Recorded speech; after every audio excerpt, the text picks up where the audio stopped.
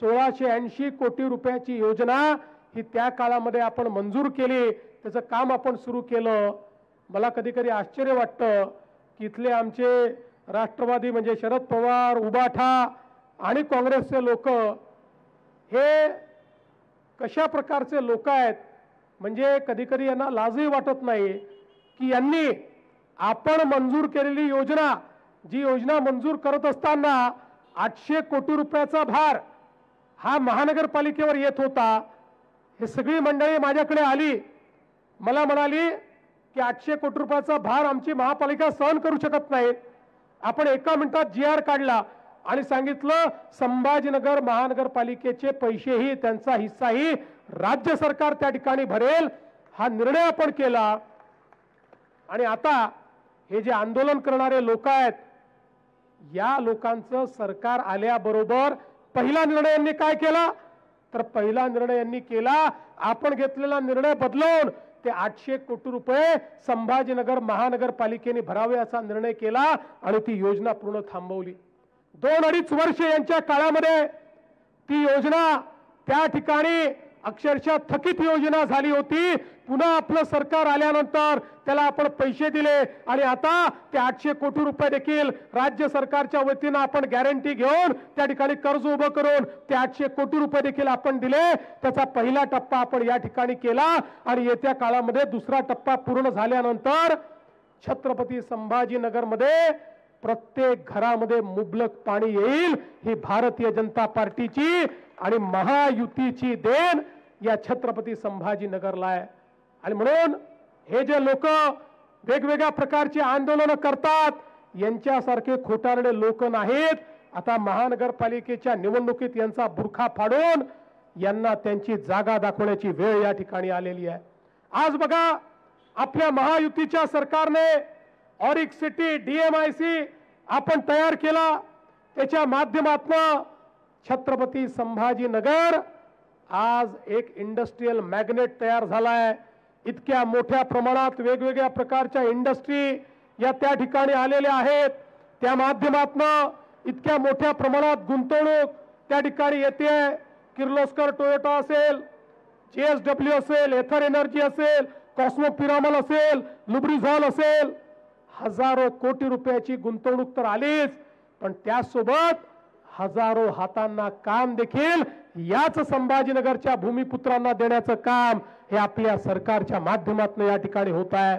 आणि आता तर देशाचं EV कॅपिटल हळूहळू म्हणजे इलेक्ट्रिक व्हेकलचं कॅपिटल हे छत्रपती संभाजीनगर होत आहे, याचा अभिमान आपल्या सगळ्यांना या ठिकाणी आहे।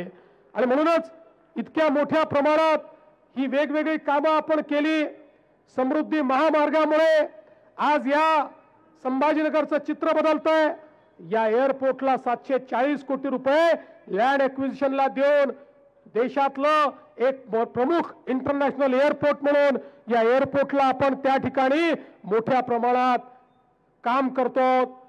मनमाड छत्रपती संभाजीनगर मार्ग असेल किंवा या ठिकाणचे वेगवेगळे मराठवाड्यातले सिंचनाचे प्रश्न असतील, नदीजोड प्रकल्पातून मराठवाड्याला दुष्काळ मुक्त करण्याचा प्रयत्न असेल, ही प्रत्येक गोष्ट या ठिकाणी आपल्या सरकारच्या माध्यमातून झालेली आहे। आणि यावेळी तर आमच्या शेतकऱ्यांवर अभूतपूर्व अशा प्रकारचा त्या ठिकाणी संकट आल्यानंतर राज्य सरकार त्या संकटामध्ये शेतकऱ्याच्या पाठीशी उभी राहिली आणि आपण NDRFचे तर पैसे दिलेच, पण हेक्टरी 10,000 रुपये पुन्हा वरचे आपण त्या ठिकाणी शेतकऱ्यांना दिले आणि आता आपले पैसे शेतकऱ्यांच्या खात्यामध्ये देखील त्या ठिकाणी जवळपास 70% पैसे पोहोचले आहेत आणि पुढच्या 3-4 दिवसात 100% शेतकऱ्यांच्या खात्यात त्या ठिकाणी पैसे पोहोचतील। आणि म्हणूनच ज्यावेळी कधी नव्हे ते आमचे उद्धवजी मराठवाड्यात दौरा करण्याकरता आले आणि मराठवाड्यात थांबले आणि त्यांनी दौरा केला, पण दुर्दैव बघा, आपल्यापैकी अनेकांनी बघितलं असेल, गावामध्ये गेल्यानंतर माणसंच नसायचे। आमचे अंबादास दानवे माणसं, अरे कुठे गेले, अरे माणसं आणा, अरे माणसं आणा, असे माणसं आणायचे। याचं कारण लोकांचा तुमच्यावर विश्वास नाही। लोकांना माहिती आहे आपत्तीमध्येही भारतीय जनता पार्टी आणि महायुतीच त्यांच्या पाठीशी उभी राहणार आहे। आणि म्हणून मी तुम्हाला एवढीच विनंती करण्याकरता आलो आहे की आता या कार्यालयाचं उद्घाटन झालेलं आहे, स्थानिक स्वराज्य संस्थेच्या निवडणुका चाललेल्या आहेत, आता नगरपालिकेच्या निवडणुका आहेत, मग जिल्हा परिषदेच्या आहेत, मग महानगरपालिकेच्या आहेत. या सगळ्या निवडणुकांमध्ये आपल्याला प्रचंड विजय मिळवायचा आहे. मगाशी अध्यक्ष म्हणाले, मी अध्यक्षांना एवढं सांगू इच्छितो, जिथे जिथे शक्य आहे त्या ठिकाणी आपल्याला महायुती करायची आहे. जिथे शक्य नाही तिथे आपण करू शकणार नाही. पण एवढं मात्र लक्षात ठेवायचं आहे की एखाद्या ठिकाणी आपली महायुती जरी झाली नाही तरी आपल्या समोर लढणारे पक्ष आपले मित्र पक्ष आहेत. ते आपले शत्रू नाही आहेत, विरोधकही नाही आहेत, ते आपले मित्र पक्ष आहेत. हे आपण लक्षात ठेवूनच या ठिकाणी ही लढाई करायची आहे. त्यामुळे पुढच्याही काळामध्ये या महाराष्ट्रातल्या प्रत्येक जो काही या ठिकाणी स्थानिक स्वराज्य संस्था आहे त्या संस्थेमध्ये जो कोणी सत्तेवर येईल तो महायुतीचाच असला पाहिजे, अशा प्रकारचा प्रयत्न आपण करू. आणि अर्थातच या सगळ्या प्रयत्नामध्ये पुन्हा एकदा तुमच्यामुळे, तुमच्या आशीर्वादाने, तुमच्या मेहनतीनं भाजपच नंबर 1चा पक्ष असेल हा विश्वास या निमित्ताने